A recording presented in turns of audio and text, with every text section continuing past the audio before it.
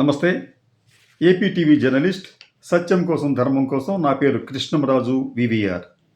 ఆంధ్రప్రదేశ్ ముఖ్యమంత్రి నారా చంద్రబాబు నాయుడు దీపం ఉండగానే ఇల్లు చక్కబెట్టుకోవాలన్న తాపత్రయంలో ఉన్నట్లుగా కనిపిస్తోంది. ఎందుకంటే ఆయన అధికారంలోకి వచ్చిన దగ్గర నుంచి తనపై ఉన్న కేసుల నుంచి ఎలా బయటపడాలో ఆలోచిస్తూ ఇప్పటికే మీకు ఫైబర్ నెట్, అలాగే అమరావతి అసైన్డ్ భూముల కేసు, లిక్కర్ కేసు, అలాగే ఇసుకకు సంబంధించిన స్కాములకు సంబంధించిన కేసులను కూడా ఆయన విత్డ్రా చేయించుకున్నారు. ఇప్పుడు తాజాగా స్కిల్ డెవలప్మెంట్ స్కామ్ కేసును కూడా విత్డ్రా చేయించుకునే పనిలో ఆయన ఇంచుమించు సక్సెస్ అయినట్టుగా కనిపిస్తోంది.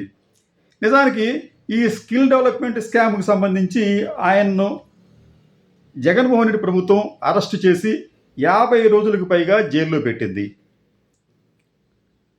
ఇప్పుడు ఈ కేసును కూడా ఆయన ఉపసంహరించుకోగలిగితే ఆయనకు ఇంచుమించు ఇంక పెద్ద కేసులేమీ ఆయన మీద ఎక్కడా కనిపించవు. అయితే ఇక్కడ ఒక ఆసక్తికరమైన విషయం ఏమిటంటే, చంద్రబాబు నాయుడు గారు ఒక శాసనసభ్యుడు, తర్వాత ముఖ్యమంత్రిగా ఎన్నికయ్యారు.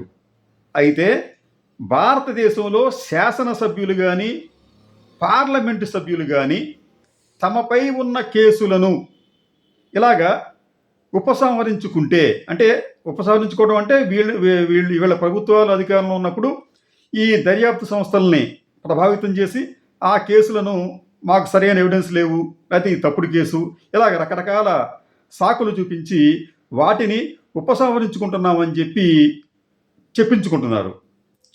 దీనికి సంబంధించి గతంలో ఒక కేసు వస్తే సుప్రీంకోర్టు చాలా స్పష్టంగా ఏం చెప్పిందంటే, ఈ ఎమ్మెల్యేలు, ఎంపీలు తమ ఇష్టానుసారం కేసులు ఉపసంహరించుకుంటున్నారు కాబట్టి ఇటువంటి కేసులను ఎక్కడైనా ఉపసంహరిస్తే, అంటే ఎమ్మెల్యేలు ఎంపీల మీద ఉన్న కేసులను ఉపసంహరిస్తే వాటిని తప్పనిసరిగా హైకోర్టు పర్యవేక్షించాలి. ఆ కేసుల ఉపసంహరణ అనేది సరిగ్గా జరిగిందా లేదా అని వాళ్ళు పర్యవేక్షించి ఒక నిర్ణయం తీసుకున్న తరువాత మాత్రమే ఈ కేసులను ఉపసంహరించాలి అని చెప్పి సుప్రీంకోర్టు గత 2021 ఆగస్టు 10వ తేదీన చాలా స్పష్టమైన ఆదేశాలు జారీ చేసింది. అది ఇప్పటికీ కూడా ఈ ఆదేశాలు కొనసాగుతూనే ఉన్నాయి. అంటే దీని ప్రకారం చూస్తే చంద్రబాబు నాయుడు గారు ఈ కేసులను ఉపసంహరించుకుంటున్న తీరు అనేది ఖచ్చితంగా సుప్రీంకోర్టు ఆదేశాల మేరకు హైకోర్టులు స్క్రూటినీ చేయవలసి ఉంటుంది. ఒకవేళ హైకోర్టు అలా చేయకపోతే ఎవరైనా సుప్రీంకోర్టును ఆశ్రయిస్తే సుప్రీంకోర్టు మళ్ళీ హైకోర్టుకు చెబుతుంది, హైకోర్టు న్యాయస్థానానికి చెబుతుంది ఏమిటంటే, మీరు ఈ కేసుల్ని పరిశీలించండి, ఈ కేసులను ఉపసంహరించే తీరు చట్టబద్ధంగా ఉందా లేదా మీరు చూడండి, ఎవిడెన్స్ ఉన్నాయో లేదో చూడండి అని చెప్పి చెబుతుంది. కాబట్టి ఏంటంటే, చంద్రబాబు నాయుడు గారు ఈ కేసులను నుంచి బయటపడాలని చెప్పి ఆయన భావించినప్పటికీ కూడా దీనికి సంబంధించి సుప్రీంకోర్టు గైడ్లైన్స్ ప్రకారం హైకోర్టులు వీటిని ఖచ్చితంగా పునఃపరిశీలించవలసి ఉంటుంది. ఇక్కడ ఇంకొక ఏమవుతుందంటే, మీకు code of criminal procedure section 321 ప్రకారం, అంటే 321 ప్రకారం ఇటువంటి కేసుల్ని వాళ్ళు ఈ ప్రాసిక్యూషన్ వారు ఉపసంహరించుకోవచ్చు. అయితే ఈ ప్రాసిక్యూషన్ ఇట్లా ఉపసంహరించుకుంటున్న కేసుల్లో చాలా వరకు వాళ్ళు ప్రభావితానికి గురవుతున్నారని చెప్పి సుప్రీంకోర్టు భావించింది. అందుకనే సుప్రీంకోర్టు ఏం చెప్పిందంటే, ఇటువంటి కేసుల్లో వాళ్ళు విత్డ్రా చేసుకుని కింద స్థాయిలో వాళ్ళు విత్డ్రా చేసుకున్నప్పటికీ కూడా, లేదా ఏసీబీ కోర్టులో విత్డ్రా చేసుకున్నప్పటికీ కూడా దీనిని సుప్రీంకోర్టు పర్యవేక్షించాలి, ఆ కేసును స్క్రూటినీ చేయాలి, సుప్రీంకోర్టు మాత్రమే తుది నిర్ణయం తీసుకోవాలని చెప్పి, హైకోర్టు మాత్రమే తుది నిర్ణయం తీసుకోవాలని చెప్పి సుప్రీంకోర్టు ఆదేశించింది. నిజానికి చంద్రబాబు నాయుడు గారికి సంబంధించి ఈ స్కిల్ డెవలప్మెంట్ కేసులో ఈడీ కూడా ఇన్వాల్వ్ అయ్యింది. ఈడీ కూడా అనేక మందిని ఈ కేసులో అరెస్టు చేసి వారి ఆస్తులను దాదాపు ఒకరి దగ్గర నుంచి 23.5 కోట్ల రూపాయలు, మరొకరి దగ్గర నుంచి 31.2 కోట్ల రూపాయల ఆస్తులను కూడా జప్తు చేసింది. కొన్ని సూట్ కేస్ కంపెనీలను ఈ కేసులో ఇన్వాల్వ్ అయిన వారు నెలకొల్పి వాటి ద్వారా నిధులను మళ్లించారు అని కూడా ఈడీ స్పష్టంగా చెప్పింది.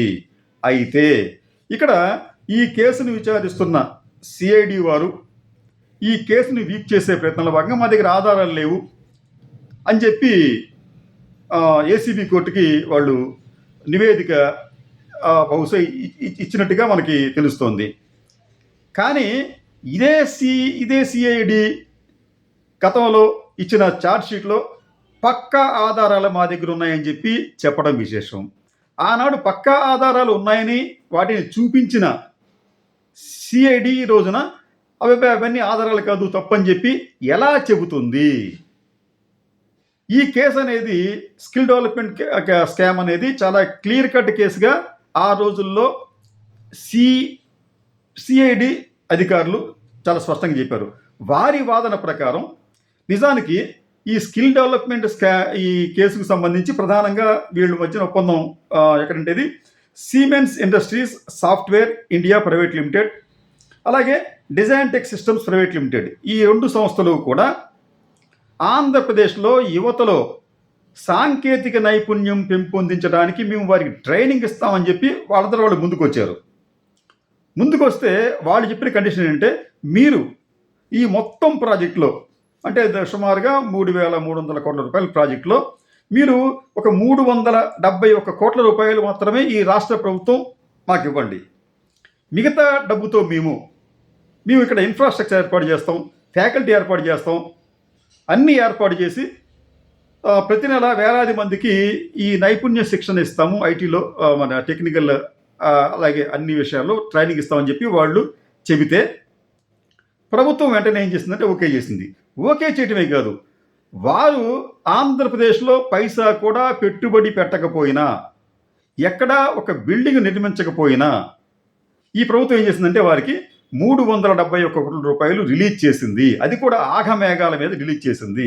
దీనికి సంబంధించి ఆనాటి ఆర్థిక శాఖ అధికారి ఒకరు పివి రమేష్ ఎవరు ఆయన కూడా కొంత డిసెంట్ నోటు కూడా పెడితే దాన్ని కూడా పట్టించుకోలేదు.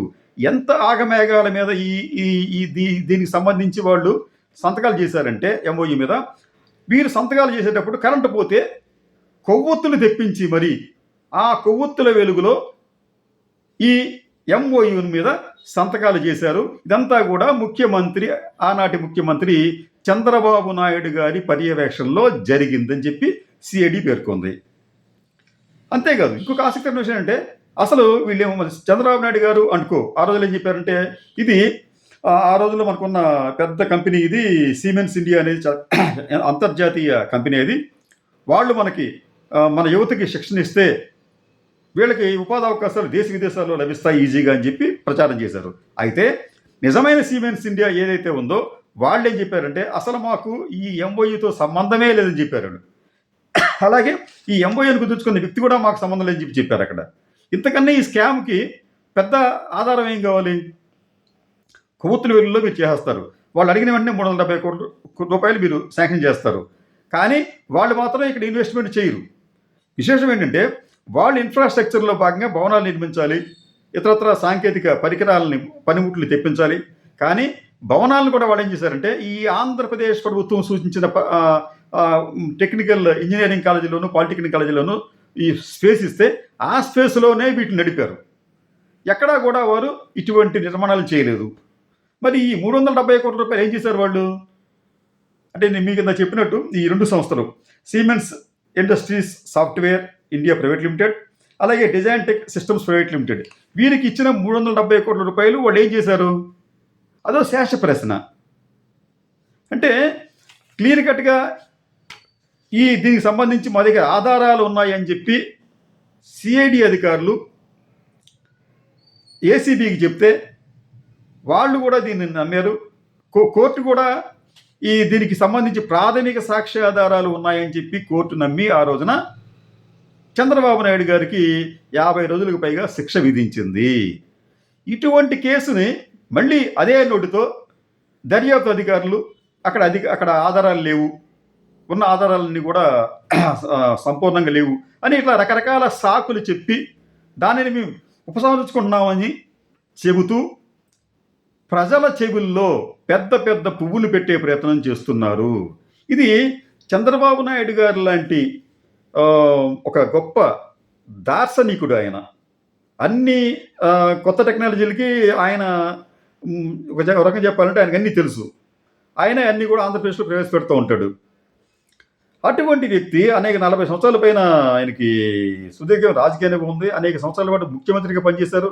ఇటువంటి వ్యక్తి ఇతరులకు ఆదర్శంగా ఉండాలి. చరిత్ర ఆయనని గొప్పగా చెప్పుకోవాలి. కానీ అటువంటి వ్యక్తి ఈ కేసులకు సంబంధించి బయటపడటానికి ఉన్న దర్యాప్తు సంస్థలను ప్రభావితం చేస్తున్నారన్న అపవాదును ఆయన తెచ్చుకోకుండా ఉంటే బాగుంటుంది. అలా కాకుండా వాటిని ప్రభావితం చేసి ఈ కేసులన్నింటి నుంచి కూడా నేను బయటపడిపోతాను, ముందు నేను మనశ్శాంతిగా ఉంటానని చెప్పి ఆయన అన్నారు అంటే ఇక్కడ ఏదో సంథింగ్ ఆయనలో ఏదో ఒక లోపం కనిపిస్తుందోనన్న భావనను ప్రజలు కలిగి ఉంటారు. కాబట్టి చంద్రబాబు నాయుడు గారికి నిజంగా చిత్తశుద్ధి ఉంటే వీటిని ధైర్యంగా ఎదుర్కొని నా తప్పేమీ లేదని చెప్పి కోర్టుకి చెప్పండి. అలా కాకుండా మీరు ఈ దర్యాప్తు సంస్థలను ప్రభావితం చేశారనే అపవాదుని మీరు తెచ్చుకోవద్దని చెప్పి కోరుకుంటున్నాం.